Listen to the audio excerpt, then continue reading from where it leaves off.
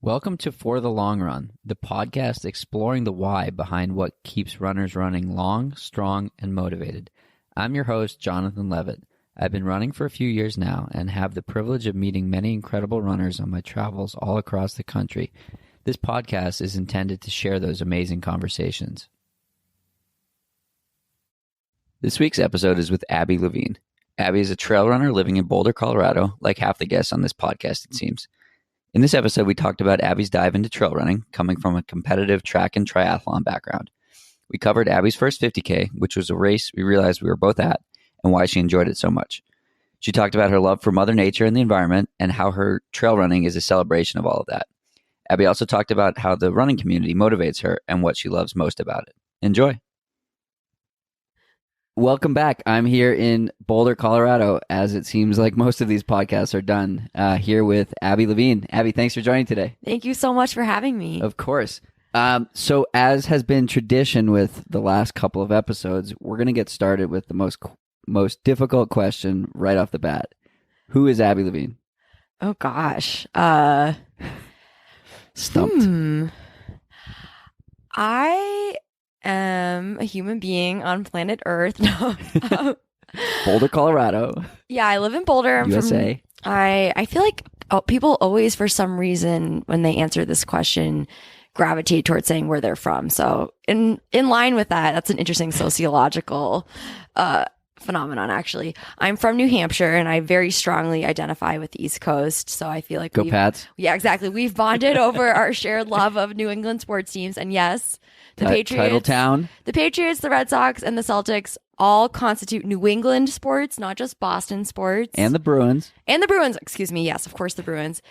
And being from New Hampshire, I think a lot of people don't really know where New Hampshire is, and they don't realize it's close to Boston. And anyway, very strongly identify with Boston. Although I'm from rural New Hampshire and live in Boulder now. I run, I write. I just got a new job writing for a cool company that donates half of its profits to climate change action. And I do some freelance graphic design. And mostly I just really love being outside. Cool. And I feel like I identify with nature. That's outdoors. Kind of cliche, but yeah, I mean, you're in the place to be. So you're from the East Coast, moved to Colorado for grad school. Yep. So how did you choose CU? So I ran at Princeton in undergrad, and like a lot of my teammates there, I was injured for about half the time. I missed my entire freshman year of running, and then I ran cross country sophomore year, got a stress fracture, and missed both track seasons. So when I was graduating from college, most of my peers in my class were kind of burnt out from running, and I felt like I was just getting going. Yeah, I was getting a lot faster, and I really wanted to keep running and see if I could get faster on the track. And so I was looking at grad schools that had good running programs so I could use up the rest of my NCAA eligibility. And I just really clicked with the University of Colorado coaches. I'd been to Boulder for a summer and absolutely fell in love with it, riding my bike, running, the town, the environment, people. And what year was this? I graduated from undergrad in 2013, so I moved out here right after graduating. And it was kind of a no-brainer. And I really tried to keep an open mind, though, during that process of looking at schools. And everyone told me I'd end up at CU, and they were right. Nice. So you've been here for 6 years now? 7 years. 7 years? This is 6 years, yeah, 6 years. So Boulder's an interesting town, as we've both learned. Matt Daniels jokes that Boulder average means you have a shoe sponsor, which you have. Yeah. So congrats on so being true. average. Yeah, exactly. What is it like being in a town like this where, in most scenarios, you'd be the fastest out there? And here, like Matt joked that like he's a sub 4 miler and there's like 50 people in town just like him. Yeah. What's it like? That's a great question. I feel like I got a really interesting perspective as soon as I moved here. We were in the postseason back when I was at Princeton in the postseason of track, and I got a Facebook message from Emma Coburn saying, "Hey, I heard you're thinking about coming to grad school here. I just bought a condo and I'm looking for a roommate." Oh, cool. So that kind of actually helped me like tip me over the edge to come to school here because I was like, oh, great, my housing is figured out. I don't have to stress about that. And somebody else figured it out for you without even doing anything. Exactly. So I lived with Emma and her then boyfriend, now husband, Joe, for the first 2.5 years that I lived here. Cool. And Emma is, of course, one of the fastest runners in the world, 2-time Olympian, world champion. And so right off the bat, I got this perspective where I was not by any means the fastest athlete in the house, even. Right. But it was also good because I felt like it distanced me a little bit from that fully professional athlete life. Emma, one of the reasons she's so successful is because she's so dedicated and she's either training or she's recovering. And my brain just doesn't work like that. I can't. If I'm not running, I need to be doing something. Yeah. I can't just relax. I have to be moving. I have to be working. I have to, just go. And so I think that in a way, even though I am very immersed in that, all my friends pretty much are very active, I feel like I don't fully identify with the pro athlete life. Is that because you also have a full-time job, or which was does that keep you like grounded? Definitely. And that was a very deliberate choice. After I finished running in grad school, I was actually a professional triathlete for a couple of years. And I was working for a magazine at the time, but most of my energy was going into triathlon. It's just such a demanding sport. Right. You have to be fully committed if you want to do well. If you're less than, 15 hours a week? Right, exactly. Yeah. And I was training probably 30 hours a week. Wow. And when I wasn't training, I was exhausted. Right. And hangry. Just totally spent. And I was doing pretty well in the sport, but I was really unhappy because I was investing my whole life in athletics and I wasn't using my brain as much as I wanted to. And so when I switched to trail running, which really was just me quitting triathlon, I made a very conscious effort to reinstate some balance into my life. So why trails? Why not road? So the reason I got into trail running, after I won this national championship in triathlon, and then I was on my break, I was planning on going back to triathlon training. And my good friend Claire, who I went to college with, she runs in Boulder, and she was doing the North Face 50. And she was like, oh, Abby, you should come out and do one of the shorter races. And I didn't know anything about trail running. I was like, okay, sure. Maybe I'll do the marathon. And someone was like, no, you should do the 50K. The course is a little bit more interesting. I was like, okay, great. I'm just going to skip running a marathon and go Was this California? This was, in California, the final race of the series. And so I started kind of training for this race by, I think the first trail run we went on was Lions Lair, which is right across from where I now live. And it's just this beautiful 4-mile trail that's sweeping up to the top of Mount Sanitas. And I was totally enchanted. I could not believe that this beautiful trail existed in downtown Boulder. I'd lived here for 4 years and I had no idea.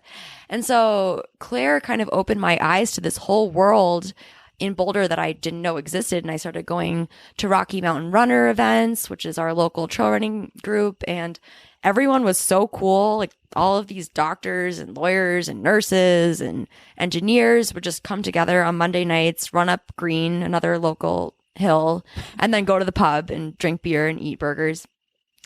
And that was so refreshing to me coming from triathlon, where people are, which you have to be in triathlon, just one track, single-minded focus. It was just triathlon or nothing. And just meeting all these people with such diverse and enriched lives was so fulfilling to me. Yeah. And so then I went and did this race, and I won the race by 30 minutes. And I was like, oh, this is so fun. What year was that? 2016? Is that 16? It was like a nice sunny day. Yeah, it was beautiful. I think I was there. Oh, awesome. Oh my gosh. Were you racing? Yeah. Oh, which I did the relay. Oh, hell yeah. That was the year that Zach Miller won. And Hayden. Yes. Yeah, I was there. It was a total battle. Yeah. It was so awesome. That was an incredible race. It was so cool. And that was part of the reason I had so much fun, because in the 50K, we were kind of ahead of the 50 milers as the course was set up. And so those guys passed me and they were hauling. Yeah. It just blew my mind. Yeah. So I was running the 10K. Oh, nice. And and I turned around and I thought there was an animal behind me. Oh my God. And it was Zach, like closing mile 49. He's such a beast. Mile 49. Like he was putting out more effort than I put in like a single mile. His ability to just redline and shut off his brain it's so amazing. It was impressive. So those trails are beautiful. So beautiful. That was actually the day that brought the Rest Day Brags crew together too. So that's cool. Well, that was a great day. Great day for a lot of people. Yeah. Cool. Yeah, it was so cool. Okay, so 2016, you ran your first 50K. You won it by 30 minutes. Something like that. We should fact check that. But it was by a while. That doesn't even really matter, though. The point is And had a blast, more importantly. It was so beautiful. And being able to race and appreciate nature at the same time was such a novel idea to me. So, North Face 2016. Yep. You ran your first 50K, just leapfrogged the marathon, won it handedly, and had a blast being out in nature. Yeah, it was. What's next? Well, Or what happened next? So then I kind of realized that the trail running community in Boulder is so special, and really across the country, but where I live, It's on another level out here. Yeah, it really is. And I just loved the idea that you could combine racing in a really beautiful place and celebrating the world and also getting to race and like push yourself. That was such an awesome marriage of ideas. And I've always really liked longer events. When I was a triathlete, I was training for Olympic distance races, which were only 2 hours. And doing this longer race brought me back to growing up when I would go on these long bike rides with my dad and just spend all day outside. And I realized that I really wanted to be spending my time training, just having long adventures in the mountains versus fast, short stuff. In a pool. Going back and forth on the pool, in the pool, on the roads, on the bike, or on the track running. So I was like, okay, I'm quitting triathlon. And also, as I was saying earlier, I just really wanted to use my brain more. So I quit triathlon, and I thought I was just going to focus on the rest of my life. Like I knew I'd always be keep doing sports, but I wasn't planning on pursuing athletics at a professional level. And then I just signed up for another race, and that was Dirty 30, which is a local race. I did that in the spring, and I broke my wrist actually partway through the race.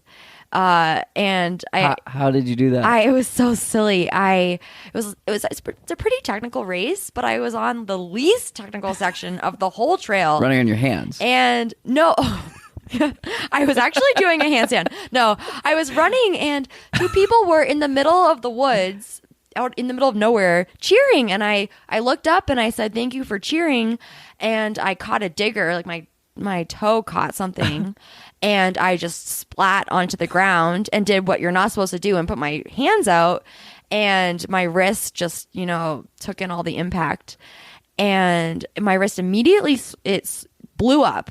And I should have just taken my watch off, but I was in race mode. And I just kind of loosened my watch as much as it would go. And kept running. And I tried to take some water out of my waistband, and I couldn't use my wrist. I was like, oh no, I think it might be broken. And I got to the next aid station, and it's a local race, so all the volunteers are friends. And a friend asked me how I was doing. I was like, well, I think I broke my wrist, but I'm okay. It's good. It's distracting me from the rest of the pain I'm in. So it was a really hard race. And so I ended up, I won the race by like 2 minutes, beat my now teammate, Abby Hall, and it was so fun. It was like such a great experience, and my friend ended up making a video about it, and I think that the combination of just like that was kind of a fun story. And anyway, with the wrist breaking. Yeah, exactly. And so where I'm going with this is Adidas reached out to me asking if I wanted to be on their new trail running team. And my Adidas manager, he was a professional triathlete. So I think I just really lucked out that he saw my triathlon results, and they wanted to pick up new people into the sport that they could cultivate with the brand. And so, yeah, it kind of just fell into my lap. And so all of a sudden I was technically a professional runner, even though I was trying to not be a professional athlete. Nice. So Adidas has built a pretty cool community here in Boulder. What's it like being part of that? It's really fun. Yeah, I feel super grateful to have people like Timmy and Abby and her husband Cordis and our friend Gavin all running for Adidas. And we have runs, well, big group runs once a month. There are also weekly runs. Like people have really just latched onto the community, which is really cool. And then we get to all travel together to go to our larger team events around the world. And yeah, I mean, it's great, but I also really strongly identify with my friends that aren't on the Adidas team in town. Like Rocky Mountain Runners will always be my like true team, and they always have each other's backs, and it's just such a great big group of diverse people. Cool. I don't know if that answers your question. Yeah. What are the difficulties? So I think one of the things that people enjoy about this podcast is, and again, people of the podcast, correct me if I'm wrong, like getting an insight into the life of a pro athlete, whether it's the obligations or sponsorship or behind the scenes or whatnot.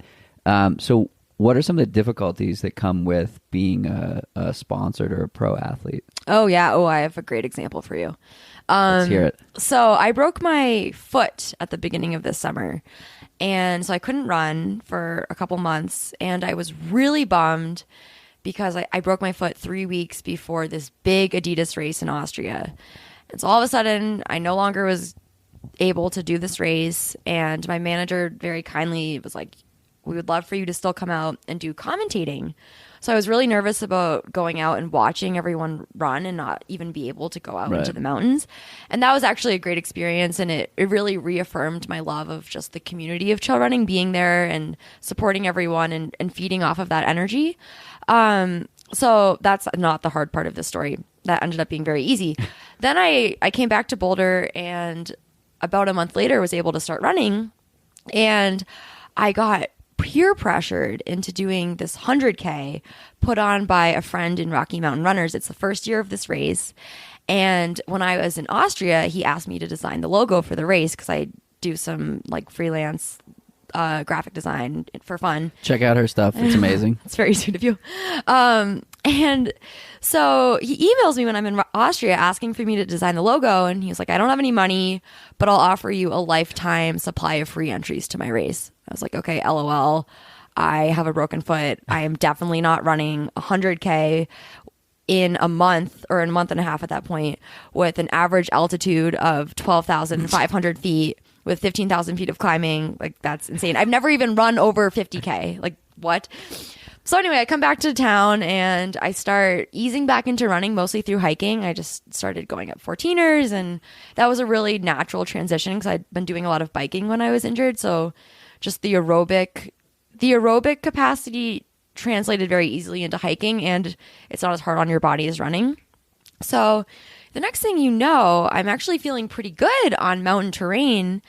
And I kind of jokingly asked our coach, David, what he thought about me doing this 100K. And he, to my utter shock, was like, I think this is a great idea. Like, what? Like, he's usually a pretty conservative person that has our best long-term interests at heart. So I thought, okay, if David thinks this is a good idea, it must be a pretty good idea. But I was still pretty nervous about doing this race, mostly because it started at 7 p.m. and I'd never run through the night. And running on the Continental Divide in the middle of the night really terrified me. So is that why you did it? Well, so now I'm still hemming and hawing, like kind of leaning towards probably not doing it. Other people were telling me it was a stupid idea. And then I was at Leadville, Level 100, crewing some friends, and another friend, Jake in RMR, comes up to me and says, Abby, you have to do the 100K. I just signed up. And I was about to open my mouth and give him a bunch of excuses. And he's like, it's a 3-week couch to 100K for me. I haven't been running all summer. And I'm like, oh no, I guess I have no excuses now. So that was, I verbally committed to doing the race on the spot. It's like, okay, I'll do it if you're doing it. So what was it like doing 100K? Yeah, what was it like doing 100K? Well, I'll get to that in a second. I want to complete your first question, which was, thank you. I had forgotten about the sponsor component. So I do the race. It's great. And my manager emails me and says, you are a global athlete. You shouldn't be spending your time doing, quote, silly community runs. And this is probably not something he'd want me to share, but whatever. And we can edit that out if you want. Whatever. I don't care. He's not going to listen to this. You can edit that out. Now I think I might have to keep it all. We'll have it released on the exclusive Patreon. He's in Germany doing his thing. But for $1, you can hear what we just talked about. He has lots of athletes who are crushing races to worry about. But so he said that to me, and I was really disappointed because I felt like he kind of missed the point of this sport. And don't get me wrong, I'm training for TNF 50 this year, which is a very high profile race. I care about, I really like competing on a high level, but what really motivates me in this sport is the community aspect. Right.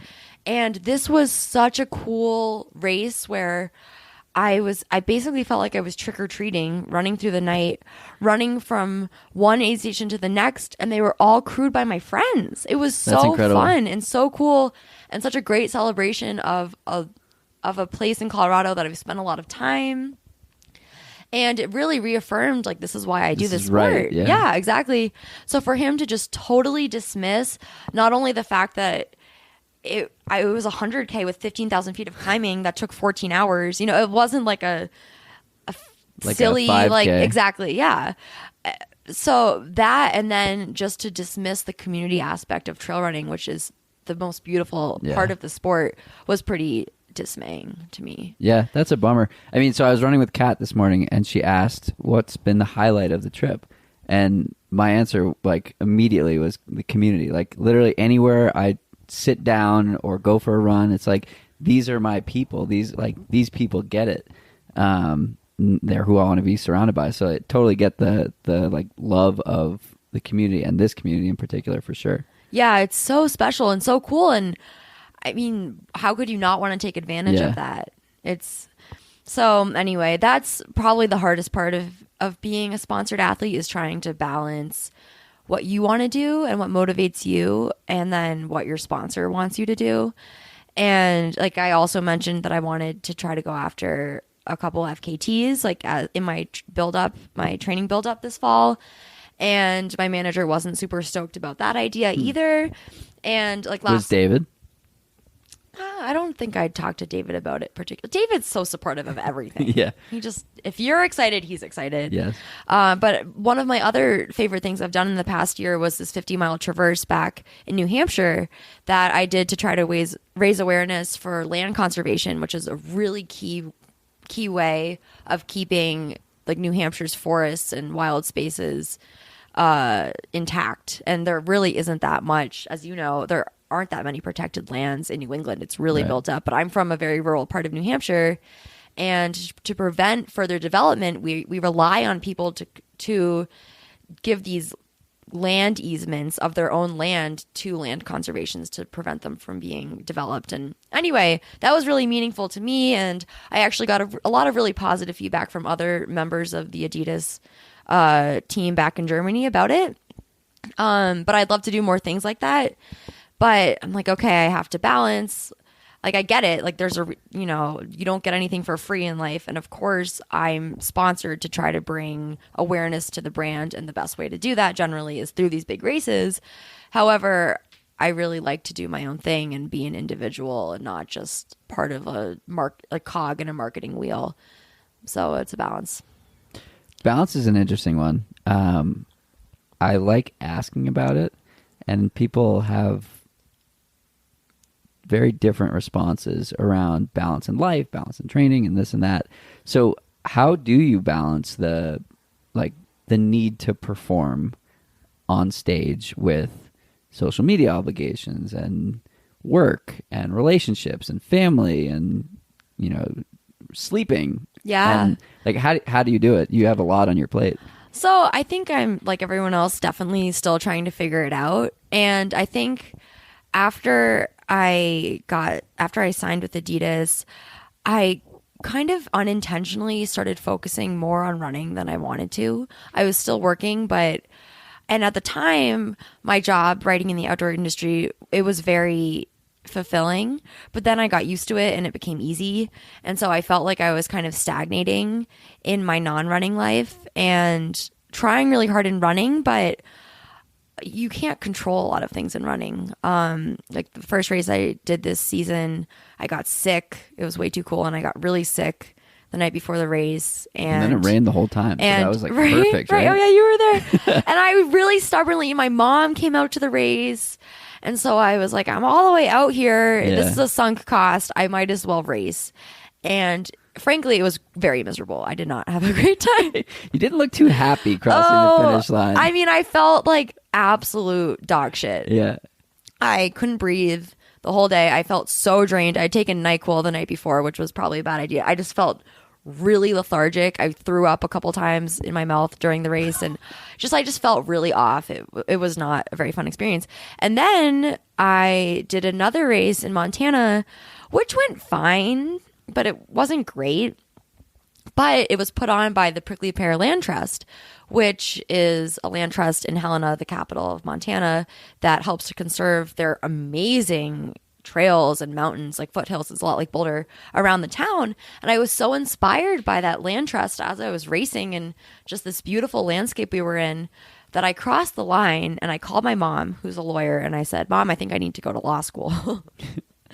And I was wondering what that came about. That had kind of been in the back of my mind for years, actually. And I'd hemmed and hawed. I'd actually started studying for the LSAT a couple of years ago, and I stopped for various reasons. But this race crystallized to me that I wanted to be doing more, like in a very tangible way, to support the environment. And I've been looking for jobs for several years that were more aligned with that. And I just realized that I thought that having a law degree would be really useful to try to do the work I want to do. So I started studying for the LSAT pretty soon after that race.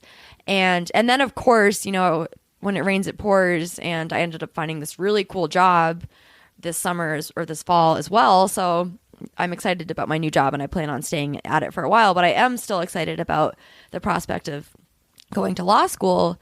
So, and I feel a lot happier now that I have more of a balance where I feel like I'm really striving and working hard at something other than running. And I think long term that will help my running, because I generally don't run as well when I'm too fixated on it. And when I feel like, and my mom kind of hit the nail on the head when I was talking to her after this race.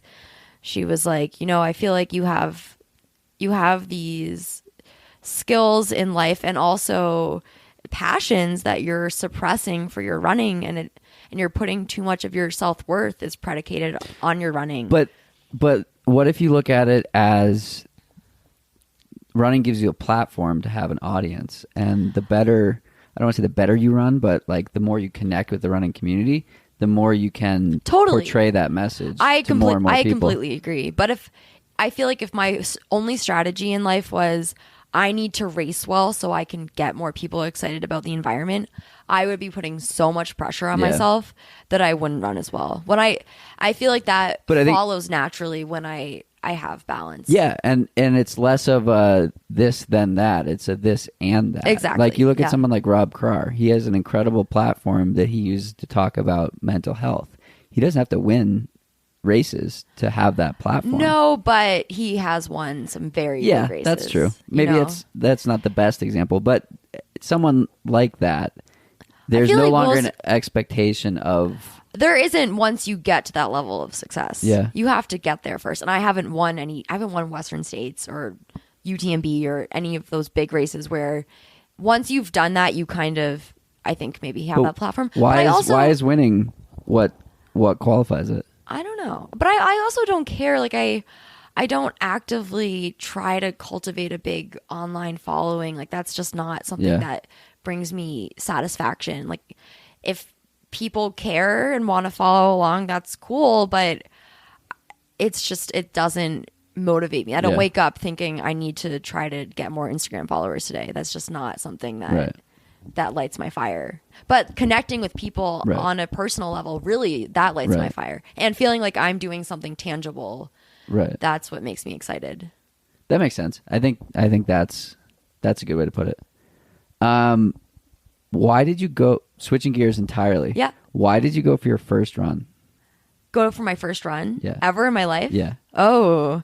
Throwing it back. Oh, no, I like this question a lot. Okay, so I think my very first run, I was a competitive swimmer growing up. I swam year round, probably 363 days a year. What were the 2 days off? It would be like Birthday, if I New was Year's? sick. No. We swam on New Year's. We swam on Thanksgiving. We swam on Christmas. It would be like if I was sick or if I was Yeah. at a funeral or something. It was, yeah. I remember skipping swim practice once to go to the state fair when I was in like third grade. And my coach was so angry that I was like, okay, I'm not doing that again. Wow. In third grade. Yeah, it was intense. But anyway, Keene, New Hampshire has a rigid swim program. they do. That's Wow. right. I mean, and one of my teammates, she's now training for the Olympics. Like we had some very good Yeah. swimmers for a very small population. But anyway, when I was in maybe fourth grade, my coach decided it would be a good idea for us to start running a couple days after swim practice. And the first day, he had us run a lap around the field hockey field. It took maybe 5 minutes and we were crying. I'm not exaggerating. I thought it was the hardest thing. And granted, we just swam a hard swim practice and I was probably dehydrated. But the feeling of running was so foreign and it felt so hard. It just felt like I was fighting gravity. I hated it. And we finished the lap. And then he said, okay, another lap. And it was very traumatizing. So I hated running. And in school, we had like a couple running races and I tried to get out of them. I hated it.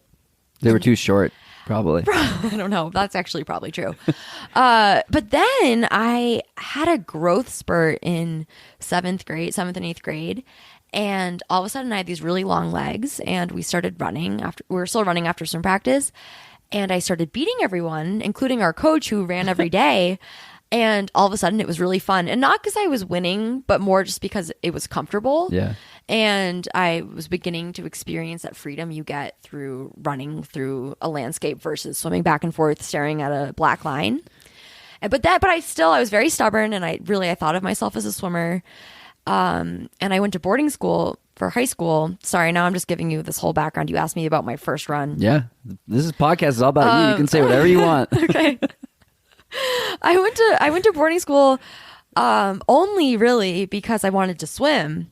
My swim team was 30 minutes west of my house, and the high school I would have gone to was 30 minutes east of my house. So you just ran in between. No. My parents were basically like, Third grade ultra runner. that would have been actually a more interesting story. Unfortunately, that's not what happened. What happened is my parents were like, we're not driving you hours every day so you can go to high school and to swimming. Right. So they were like, if you want to swim, you have to go to boarding school. So I got shipped off to boarding school, very classic New England style. And we had to do a sport in the fall. Swimming was in the winter. So I picked up cross country and I fell in love with it immediately. Cool. So you weren't running, more than a 5K for races? 8K, 10K? 5K. 5K. Okay, so now you're multiplying that by 20.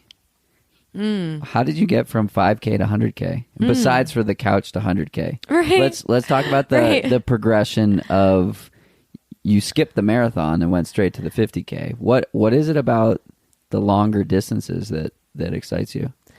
I really love once you get into that deep, dark hole where you're exhausted and it's like more of a mental thing than a physical thing. Like, can I keep going? Exactly. Yeah. When you're really on that edge of like just deep fatigue and you're not exactly sure what's going to happen. You're kind of venturing into the unknown. Is that where you would call it type 2 fun?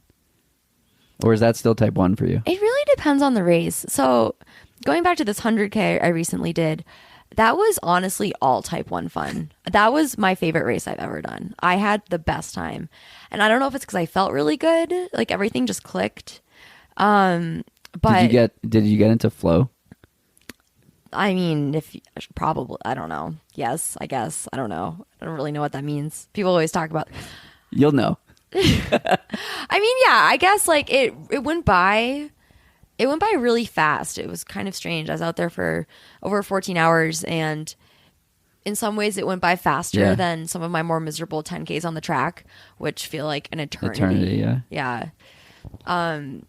But yeah, I don't know. The long stuff, it's so much more than just the physical component of running. Yeah. It's like the how long can I sustain feeling like this? And I think that's fascinating. Like the longer you can hold on to that. And just the problem solving. What can I eat? What is my stomach going to let me eat? Okay, my mind's starting to slip into this place it shouldn't go. How am I going to pull myself back out of this? Oh, I fell and now I'm bleeding. How am I going to handle that? I twisted my ankle. I love all of those problem solving things. Exactly, yeah. Do you feel any pressure or do you feel any desire to go longer? I don't feel any pressure, but well, I think I want to hang out in the 100K distance for a little while since I've only done one. I'm really excited to explore that distance a little bit more. I'm really more inspired by races and landscapes than distances. Mm-hmm. So I think, for example, I'd love to do Hard Rock someday, which is 100 miles, just because I think that course is really cool. But I don't have any desire to do Western States. That course doesn't attract me at all. So it's more course dependent. So it's it's the mountains. And this is hilarious. Claire and I joke a lot because when we started being friends, I was the one that loved doing the fast stuff and she liked doing the slower hikey stuff. And now we've totally reversed and I love hiking. I think it's the best. The more I can hike in a race, the better. And I also just really love getting on top of mountains and exploring everything from the base to the summit. And so, yeah, I'm just really excited to do more races that go over that type of terrain. Cool. And the training. I mean, let's be real. You spend most of your time training for the race. The race itself is one day. And usually. Or a couple days. Right. It's a very small fraction of the amount of time that you spend preparing. Right. And so I also gravitate towards, okay, what training inspires me? Got it. Getting up on the mountains. That makes sense. Yeah. What scares you? Ooh. Well, I think what scares me the most is just stagnating and not continuing to strive towards something, whether it's in running or in the rest of my life, and just getting complacent. And that's kind of where I felt like I was when I did that race in Montana. My life felt too easy. I had this job that I could do without thinking too hard. And I, had a running contract and I have all these friends in Boulder and I live in Boulder. And it felt like everything was a little bit too perfect. And that was really unsettling. That would keep me up at night. And it scared me too, because I felt like I wasn't striving towards anything really concrete. So I think that's what scares me the most. I was also quite scared of running through the night, but I conquered that fear. Yeah, this running through the night thing is definitely scary. I think a lot of people struggle with the same thing. Like, where do I go from here? What am I doing? Is this my path? I saw a post from Maggie Rush, who is the person I'm staying with here in Boulder, and I'm going to butcher the statement, so I'm going to look it up right now. While we're on this podcast, hang on with me 1 second. We're not going to edit this because we don't do editing on this podcast. And let's hope the internet works. I'm just going to ramble real quick while this is... I can share with you the Wi-Fi if necessary. Well, I'm gonna butcher it. Anyways, basically, it was saying... Oh, and it's not loading here, of course. I have terrible service. I'm sorry. It's all good. Thanks for hanging in here, people. Basically, it said something along the lines of, am I doing things that excite me, fulfill me, and man, I'll put this in the show notes. Now we're doing show notes. Hell yeah, I love show notes. Anyways, it was basically like, are you doing things that are truly in line with what you're passionate about and what you want to bring into this world? And I feel like a lot of people are like stuck in jobs that they don't enjoy or they don't feel passionate about. And then on the flip side, like at the start line, what was it? Yesterday, one woman came up to me and was like, "Your voice sounds familiar.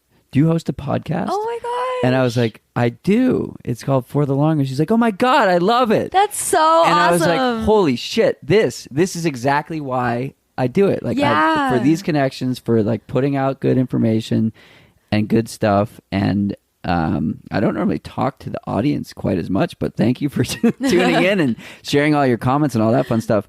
But it's like, how do you get to a place like that where your passion, your job, and your hobbies are like really in line with like who you are at your core? How have you gotten there? Well, I think it's a constant state of reevaluation. Yeah. Because that's the whole definition of stagnation, right? Is that you stop progressing. So I think you have to constantly be reassessing, okay, what do I care about now in my life? Because those your values change over time. Right. What do I care about? What am I doing? How can I more closely align to what I want to be doing? It's every day. And take risks. Yeah, exactly. Taking risks is you got to get uncomfortable sometimes. So I was able to pull this up. It said it's about these 3 questions with whatever we're doing in life, which are, what am I doing? Why am I doing it? And is it in the highest divine alignment or alignment with my authentic blueprint, who I am? So a huge clue is what brings me joy. Ooh, I like that. Spicy, right? Yeah, that's awesome. So the joy piece, like how do you align work with joy and hobbies with joy and like bringing happiness to other people, I guess, or, something like that? Well, I think it's first important to acknowledge the fact that we are in a very privileged position where we have the luxury of choosing what we do with our lives. Right. But once you acknowledge that, not taking that for granted and really trying to make the most of the positions that we were born into, which is in America, like with families that were able to support us. Yeah. Exactly. And yeah, I think a lot of it's trial and error. Like I didn't know, I had to try triathlon to see if it would bring me joy. And in some ways it did. And in some ways it didn't. And so then I had to reevaluate. Marie Kondo'd that shit. Right, exactly. Yeah. Yeah. And like, that's hilarious. It's a great verb. Trademark. We're going to have to pay some royalties on this podcast. Yeah, exactly. No. You trademarked it. Oh, People are going to have to pay you now. Yeah, I'm not going to need ads. Just that. Yeah, exactly. Anytime someone says it. Yeah. I think also a lot of it is just embracing the unknown and embracing what life throws at you. For example, when I broke my foot this summer, I was super bummed out for a couple days.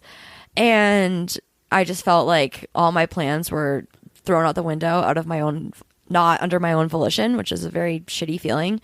But I made a very conscious choice. Okay, I'm going to make the most of this. How can I improve as a person while I'm injured? And going back to my days biking with my dad, I just biked a lot. And I had the best time really learning the area around Boulder, all of the dirt roads. Like I now have all these amazing dirt road She's like running a map. loops. We went for a run yesterday, and it was like, this is that peak, this peak, that peak. It was pretty impressive. Well, yeah, I'm really excited now for the winter when we do a lot of running on dirt roads. So I have all of these ideas, all these loops to do. And I got to know people I wouldn't have gotten to know if I was just running. I explored a lot of cool little towns. And now it was a really great experience of learning about this area more and also building my aerobic base in a way that I wouldn't have been able to do if I was just running. And that brought me a lot of joy, actually. I biked to Denver for the first time and got some great pastries and biked back. And that was cool to connect the city that I haven't spent that much time in to Boulder and realize that it's actually really awesome and not that far away. I discovered a lot of great bakeries. That was a highlight. What's your favorite pastry? It's called what is it called? It starts with a KN. It's basically like they sell it at Moxie Bread Co., which is in Louisville. And it's like a crown or something. Well, that's not exactly the name, but it's like a croissant, but it's sweet and it has a filling in it. My favorite one was the pink strawberry lemonade. So it was strawberries with like a lemon curd. Ooh. That sounds good. It's good stuff. Do you have a go-to post-run treat? Or post-ride? Or during ride? Intro ride?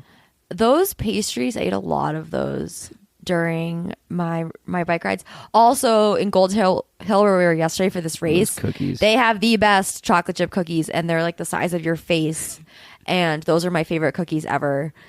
I ate one of those after the race yesterday, so that's probably my favorite post activity treat, but not necessarily the one I have the most because it's kind of far away. And you got to bike up 3,000 feet to get it. Right, exactly. Well, that's cool. Pastries are great. As I said, I ran with Kat this morning, and she's all about the carrot cake. Oof, Yeah, the carrot cake was pretty good. Carrot cake. It was good. Let's talk about nutrition. We connected through Insight Tracker. How do you use? And I don't want this to be like about Insight Tracker. Like, how do you use nutrition to support the work that you're doing? Obviously, you had a stress fracture. So Yeah. how have you been more mindful around what you're putting into your body to support the work that you're asking of it? Well, I'm pretty confident the stress fracture wasn't nutrition related. I'm pretty sure it was shoe related. Unfortunately, Adidas changed all of its sizing this year for their trail shoes, and the shipment of shoes I got in the spring were all too big, all my trail shoes. So I was not running in the most supportive shoes on technical trails, and I'm pretty sure that's why I broke my foot. It's the only bone injury I've had in the last 10 years. But that being said, nutrition is something I think about, or I don't really think about it, but it's something that's really key to my life as an athlete and outside of running, because I just really love food, and I think it adds so much vibrance to our life, eating great food and connecting with and people over community. food. Exactly. Yeah. Shout out to Rad Boulder. Yes. love you, Kelly. You're an angel. Keep us so well fed. But so, okay, coming from a track background at Princeton, there was a very unhealthy eating culture. And on both the men's and the women's team, especially on the women's team. And it was something that really irked me starting freshman year. And I just hated being around it. I didn't like eating with a lot of the girls on the team. It was really stressful. It was just like a lot of salads and restrictive eating behavior. Not out of food allergies, but out of like... No, I mean, maybe under the guise of food allergies sometimes, but it's just, I mean, it's what you expect at a really high functioning school with a lot of very, very high functioning runners. You know, runners tend to be type A, and then you put them in a type A school, and it's like the creme de la creme of type A type people. And it's also one of those things that's self-perpetuating, and if there's a seed of that culture, it just grows. And so I actually started eating a lot of my meals by myself freshman year, and then we have this very weird thing called eating clubs at Princeton. And big fan of eating clubs. Yeah. Me too. Except not. Well, that's a whole nother can of worms. They're kind of stupid, to be honest, kind of elitist and dumb, but it's what all the kids on the team, that's where they ate all their meals, all the upperclassmen. And at that point, I was like, okay, I want to eat with my friends who were mostly the guys team. So all the girls joined one eating club, the girls on the team, and all the guys joined another eating club, and I joined the one with the guys. And that was... Are these like dining halls? So they're these very large houses on a street called Prospect Street. They line both sides of the street, beautifully maintained, and they have dining halls in them with really good food, actually, but it's also where all the parties are, and they have these beautiful libraries where you can study, so you end up spending a lot of time there. And the eating club that the men's team joined was really cool. It was really diverse, had a lot of non-athletes on it, which was great, because you end up...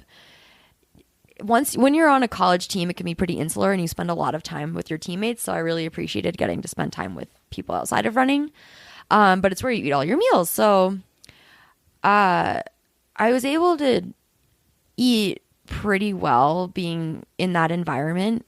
However, college was pretty stressful, and I had the worst snacking habits. I would eat like a box of Wheat Thins when I was studying at night, or like a box of Honey Nut Cheerios, just like things that weren't fueling me well. And I realized that once I moved out to Boulder, I was like, I kind of feel like crap. And I think it's because I'm eating a lot of processed food out of stress. And so just kind of trying to switch to more wholesome foods, which I also started doing when I realized I was really anemic when I moved out to Colorado. Just really thinking about, okay, where does my food come from? Trying to eat locally, not eating processed things, and most importantly, just eating intuitively and really listening to my body and my cravings and making sure I was always eating enough and being full. That's, I think, the most important things for me. And eating the oatmeal. And eating picky oats, which, thanks to Jonathan, I am obsessed with. Yeah, they're pretty great. How do you think that we get beyond the, like, I don't want to call it diet culture, but like that culture you were talking about? It's hard because running is a sport where you're rewarded for being really skinny, at least for temporarily. Yeah, exactly, temporarily. And so I'm really grateful in a way that I was in that environment with a bunch of type A cross country and track girls, because I got to see that cycle, especially because I was in the NCAA for 6 years in undergrad and grad school. I saw that cycle happen so many times, like broken where athletes. There would be someone who was normal sized, and then all of a sudden they were really skinny, and then they ran phenomenally for a season, and then you didn't hear about them again. And I think one of the reasons that I'm still running competitively now, many years after college, is because I was able to see that and be like, okay, I don't want to be like that. Well, it's hard because you see it on, something like Instagram. You see people posting their highlight reels, and then you don't see the drop off when they're injured or whatever. Right. It looks like everyone's always being successful. In all reality, all you're seeing are these small Snapchats. Right. Snapshots. Maybe also Snapchats into their lives. Yeah. So what's next? TNF 50, but maybe a couple more tune-ups along the way. We'll see. Some mountain adventures? Yeah, I really want to go spend some time up in either Crested Butte or the Aspen area, so we'll see. Something where I can go enjoy the foliage. Nice. Well, it's changing in Netherlands. Yeah, I know. So well, even our race yesterday, we could see it a little bit. It's getting yellow and red. Yeah. Well, cool. Is my favorite time of year. It's a good time to be here in Boulder. So I don't want to leave, but I know, fortunately I have to. Well, Abby, thanks so much. This was a blast. Where can we find you on social media? I guess Instagram, APLEVENE. P is for my middle name. It sounds kind of like Apple, which actually is what my parents call me sometimes, as Apple. Fun, not relevant fact. I have a Twitter account that I don't really use that much. I think it's Levene Machine, which was what Coach Mark Wetmore at CU called me, which I take as a very high compliment. And I think is part of the reason that I trail run now is just getting into that machine mindset. And Facebook, I guess. But do people even use Facebook? My parents. Yeah, exactly.